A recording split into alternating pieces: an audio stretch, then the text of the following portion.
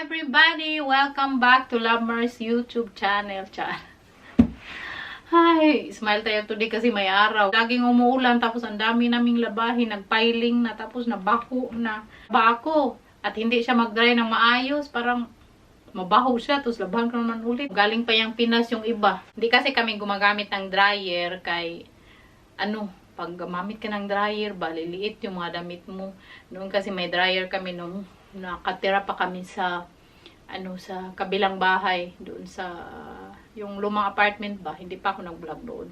Gagamit kami ng dryer. Tapos naanot ko talaga na lumiliit yung damit ko, tapos kay Saki nagsishrink ba. So sabi ko hindi na talaga natin dadalhin yung dryer dito, yung nag-transfer na kami dito sa yung tiyatirahan namin. So yun, kaya sa magtatanong din, hindi kami nagmagamit ng dryer.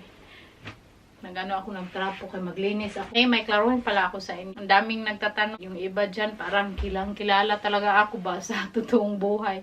Anyway, nakita nyo lang muna ako sa camera, no? Pero behind that, hindi nyo talaga ako kilala in person. Kaya sa magsasabi dyan, bakit hindi daw ako nakapagkita kay ganyan or ganyan. Hindi ko na mention yung mga pangalan nila, no? Kay alam nyo na yan kasi palagi nyong tinatanong ba. Actually, hindi ko naman kailangan i-explain yung sarili ko, but I will still do para sa inyong lahat na malinawan kayo. Yung mga iba dyan, hindi ko po talaga ka-close, no? Yung ka-close ko lang dito talaga, dito sa city namin. Si Garnet at saka si Mary, sila lang talaga yung ka-close ko. Tapos yung iba dyan, bonus na yan, no? Kakilala ko, no? Ako din yung tao na ayaw ko yung malaking circle of friends. Kahit noon pa man, kung nakita nyo, wala talaga akong kaibigan every time mag-uwi ako sa Pinas. Parang hindi ba ako magkain. Naglagay ako ng Naglagay ako ng para yung tiyan natin. Naglagay ako nito Parang kanina pa ba, parang siya, nag-sweat. Sa Cebu nga Tayo mag-uwi ako, nakikita niyo, wala talaga akong kaibigan. I spend my whole time with family. Kasi, iba-iba naman yung opinion ng mga tao. Mas gusto kong spend yung time ko sa pamilya ko kaysa kaibigan ko. Kaya, wala talaga akong kaibigan. Kahit noon pa, dito lang sa Netherlands, pero mapili po ako sa kaibigan. Kasi hindi naman lahat ng Pinay na kilala mo, kakaibiganan mo. Mag-wise ka kasi, kaya lang sabi ko noon, yung iba is for good time lang. Tapos, alam nyo na, maging na lang, common sense na lang tayo. Kasi ako po yung tao na hindi mahilig makipagmarites. Gusto ko lang tahimik, ganyan. Hindi talaga ako ganyan kasi kung nakita nyo, hindi talaga ako friends ako. So, hindi ako mahilig sa makipag-chismisan, ganyan. Mas gusto ko na ako lang mag-isa, umaalis kaysa may kasama ka, puro chismis naman, ganyan. Tapos, ayaw kong ganyan. Tumatanda na tayo, hindi naman very matanda, no? Nag-iiba yung pananaw ng buhay ko. At wag nyo na po akong i-compare sa iba kasi I don't wish their life po. Kasi hindi naman perfect yung life namin ni Saki, yung lash namin hindi naman perfect. Pero kontento po ako sa buhay namin. Kahit hindi perfecto, pero kontento ako kasi nagagawa namin yung gusto namin. Tapos, nakakauwi ako sa Pinas. Kung gusto kong umuwi. Tapos si Saki, very supportive. Kaya yung iba, kung makapag-judge para kung sino, parang kilalang kilala talaga. Siguro kung kapitbahay nyo ako or makilala nyo ako, masabi nyo, hala, ganyan pala si ganyan. Pero, ganyan naman talaga yung tao, no? Kahit may gagawin kang may masabi talaga kasi, para maklaruhan kayo ba? Kaya, wag nyo na pong kasi iba-iba naman yung pananaw ng tao, tapos iba-iba din yung opinion ng mga tao, at iba-iba din yung lifestyle ng tao. At nagsasabi daw yung vlog ko, boring, ganyan. Nasa sa inyo naman po yun, no? Kasi wala namang pumipilit sa inyo. Nasa sa inyo lang talaga yung decision. Tapos yung iba dyan, yung nakikita ko na yung the way I dress up. Ganyan po talaga ako. Since dati, nag-start ako ng iba. Gusto nila makita how I dress up. So, ganyan. Kasi mahilig po talaga ako mag-mix ang match sa mga damit ko. Kasi yung iba gusto nilang makita. Kasi they think it interested para sa kanila. So, ganun. Yung labahin namin gusto, nagtapundok.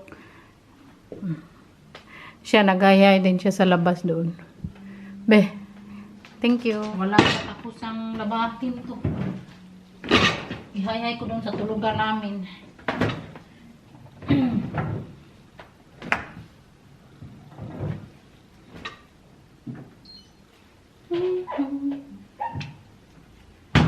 Nara, Dong. Coming! Oh, bring it. Ay, ito na bang kutubi?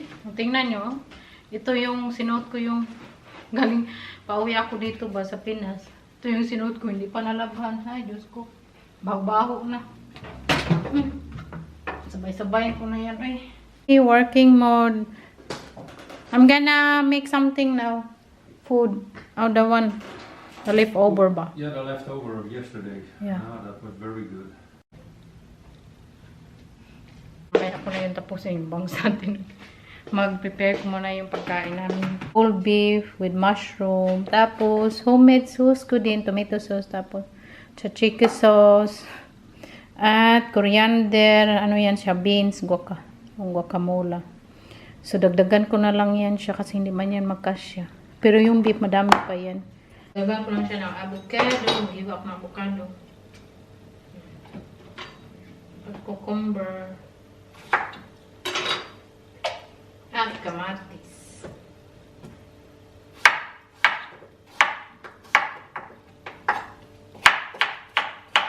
Ay, yun pa pala yung kita mo yung ating ano. Yun din pala.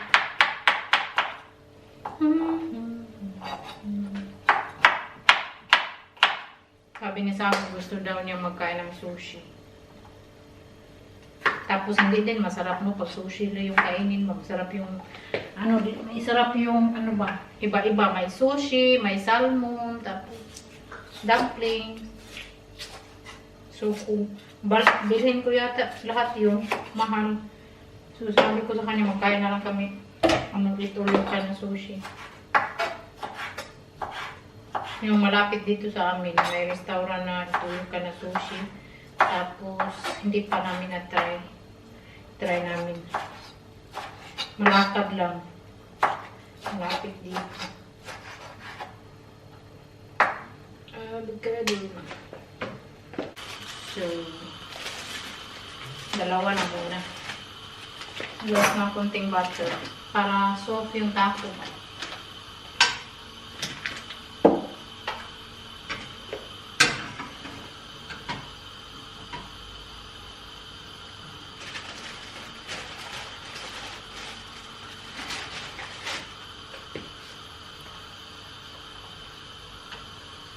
Kunin muna natin yung butter, lagay dito.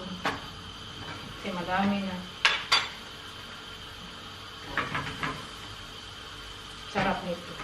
Sarap na sarap ni Saki sa burrito ko. Sabi niya, hindi na daw siya magkain sa Mexican restaurant. Okay. Ano ba? Sarap ito sa taco ko. No? You told me you don't need to eat in a Mexican restaurant. Yeah, your food is as good as any. Yeah. Mainit na. So, lagay natin yung butter ulit. Ano yan?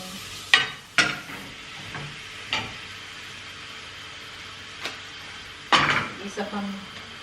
Yung beef, ininit ko. Hati kami nito. Sarap talaga. Ang sarap talaga.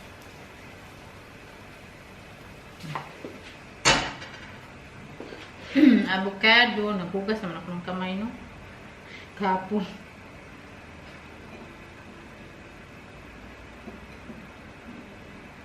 Gay.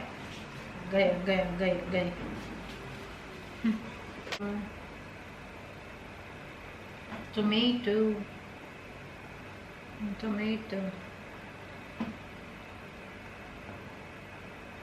And ito yung natira namin kahapon na guacamole.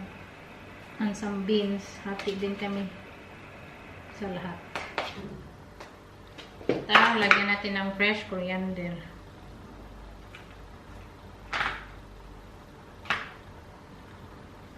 Dagdagan pa natin. And ito yung salsa sauce. Homemade din.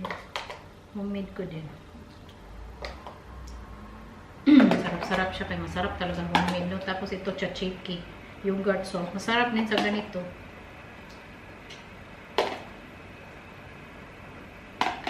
Wala nang akin. Tapos, i-roll lang natin. Roll it out, baby. Ang sriracha. Extra kay. Gusto mo niya yung spicy. Mag-aso-aso ang lubot. Enjoy your burrito! Thank you.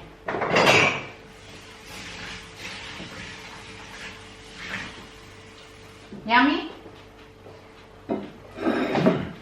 Very nice. Water. Gusto niya, slice sa akin ganito.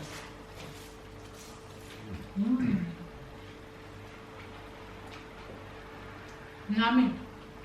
I like the burrito. How do you call this one? Wrap? The wrap is, I like it because it's chewy and soft. Nice one. Indeed.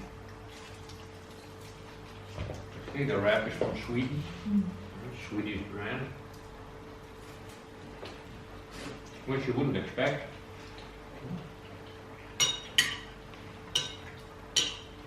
Everything homemade except for the wrap. wrap. Continue na tayo sa paglilinis. Ano naman, transfer ko na naman yung yung stall doon yan, no? Tapos yung parang dito, transfer ko. Ito mo na, hindi pa ako tapos ng vacuum. Tapos si Saki maglakad daw siya. Pusin ko ito para bukas, relax na tayo. Wala tayong gawin. Mahilig kasi akong decorate. Puti naman dyan, uy. Uyin ko na siguro yung ating video today. Kaya nasa bahay lang naman din tayo. Wala na naman. Kaya na may kunting init. Ngayon wala na. Bukas ulan na naman yung weather. Anyway, so thank you so much for watching everyone. God bless you all. Stay safe. See you again tomorrow. Bye!